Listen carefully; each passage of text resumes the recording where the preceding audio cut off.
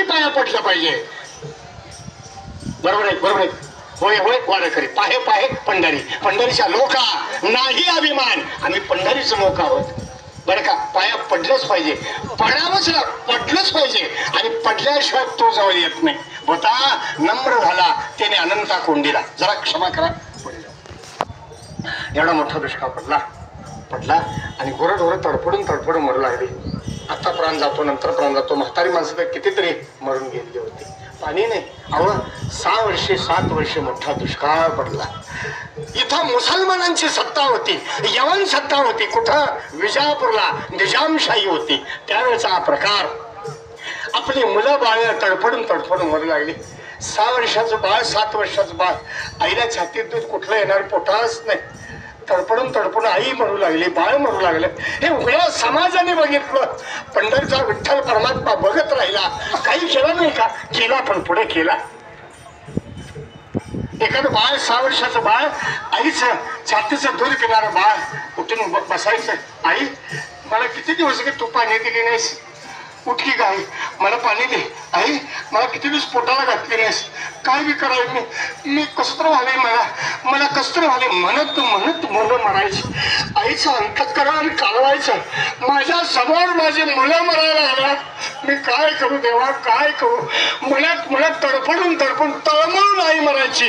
असा प्रसंग समाजावरती आला. एक ब्राह्मण समाजातला एक व्यक्ती मुसलमानात चाकरी होता. तो कोण होता?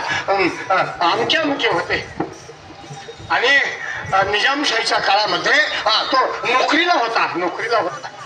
आणि दामाजी पंत ज्यांचं नाव. हजारो पोती धान्य माझ्या ताब्यात आहे, पण मुसलमानाच्या सत्तेमध्ये मी त्यांच्यात नोकरीला आहे. मी त्याचं रक्षण करत आहे.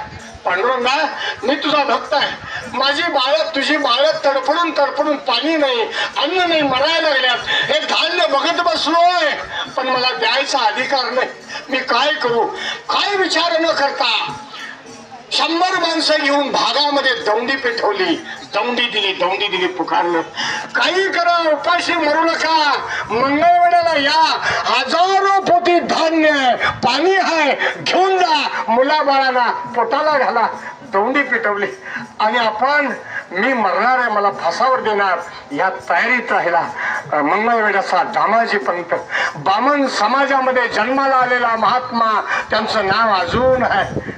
मी एक मेलो तरी चालेल, पण हजारो मुलं माझ्या डोळ्यासमोर मरतायत. मी काय करू? हे देवाचं आहे, वाटून टाकलं. हजारो लोक मंगळवेढ्याला, जनांगामध्ये ताकद आहे, त्यांनी गेले.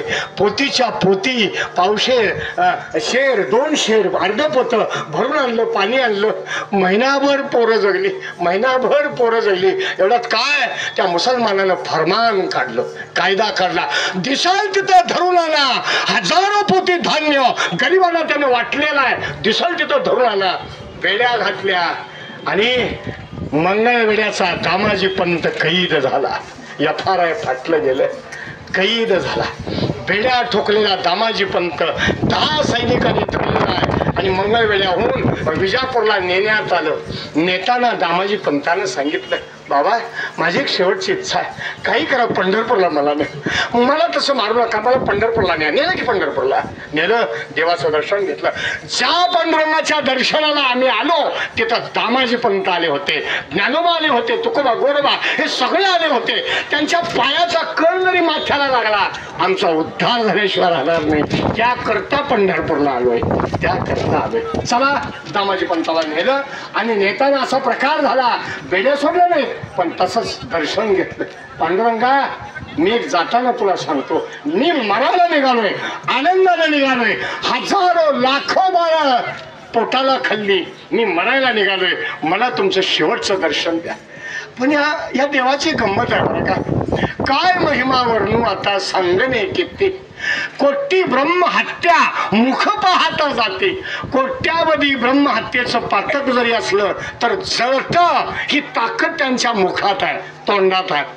देवाचं तोंड बघितलं, गेले दामाजी पंत. बेड्या ठोकलेला दामाजी पंत उभा राहिला. कुठं? निजामशाहीच्या विजापूरमध्ये दरबारामध्ये उभा केला. एवढ्यात उभा करायचा अगोदर पूर्वी हरिजन समाजातली माणसं चक्रीला राहायची. राग धरू नका, कुणा हरिजनांना बोललं, महार समाजाला बोललं असा अर्थ काढू नका. तुम्ही आम्ही भाऊ आहोत. आम्हा वारकरी संप्रदायाच्या परंपरेमध्ये जातीवाद नाही, म्हणून पहिल्यांदा चोख मनानं चोखोबांचं दर्शन.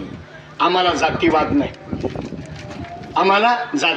विष्णुमय जग वैष्णवांचा धर्म, विष्णुमय जग ऐका जी तुम्ही भक्त भागवत, कराल ते हित सत्य करा,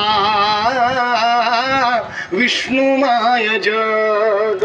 आम्हा वारकऱ्यांना सगळं विष्णुमय आहे. आमच्या चित्तात डोक्यात जातीवाद नाही, अजिबात जातीवाद नाही. आणि एक महार समाजातला, हरिजन समाजातला म्हातारा पहिल्यांदा विजापूरला गेला आणि त्यांनी काय केलं, कमराला बँक बांधून घेतली. पूर्वी कमराला पैसे, सोन्याचं पैसे होतं, सोन्याचं. सुरेशांना आहेत की नाही कोणी सुरेशांना, त्यांच्याकडे सोन्याचे पैसे व्यापारला येतात बघा, असं सोन्याचं पैसे. आणि ते सोन्याचं पैशानं एवढी शिवायचं रुंदी आणि लांब लचक पिशवी असायची आणि त्याला काय बंद असायचं आणि ते कमरेला बांधायचं आणि बांधून घ्यायचं. ही बँक. कमराला लंगोटी घातलेला, डोंगराला लंगोटी घातलेला एक लहान आहे, वयोवृद्ध आहे, लहान शरीर आहे, वयोवृद्ध म्हातारा विजापूरला दाखल झाला. फार दरबारामध्ये सलाम घातला. जोहार मायबाप, जोहार, जोहार मायबाप, माझा सलाम आहे राजा. राजा, त्यावेळेच्या राजाचं मी तुम्हाला नाव सांगत नाही. का त्यांचं नाव घ्यायचं, आपल्याला त्रास दिलेल्या लोकांचा. म्हणून वास्करांच्या माळ घातला, रामेश्वराची आरती नाही, तो वारकरी झाला नाही. जय जयाजी सद्गुरु स्वामी तो कया दाता, प्रपंच रचना सर्वही भोगुनी त्या गेली, ही आरती म्हणायची. जाऊ द्या, इथेच थांब. आपण कोण आहात? एवढा मोठा दरबार, म्हातारा फक्त कमरेला लंगोटा घातलेला म्हातारा आलेला आहे. का आलास? मी तुझ्या राजाचं कर्ज द्यायला आले. अरे तू एवढा असला तू काय करत गेला? आणि त्या दामाजीनं हजारो पोती धान्य लोकांना वाटलं, त्याचे पैसे लई होत्यात, तू काय देतोस? म्हटलं असतात की तसली. आणि साहेबांपेक्षा जेवढे पी आहेत बघा, तिने लई आम्हाला दमित्यात बरं का, दमिले लोकांना. चला, आणि दरबार भरला आणि त्या दरबारामध्ये म्हाताऱ्याला हजर केलं. आणि त्यांनी काय केलं, समोर असलं निजामशाहीचा राजा होत्या आणि ती पिशवी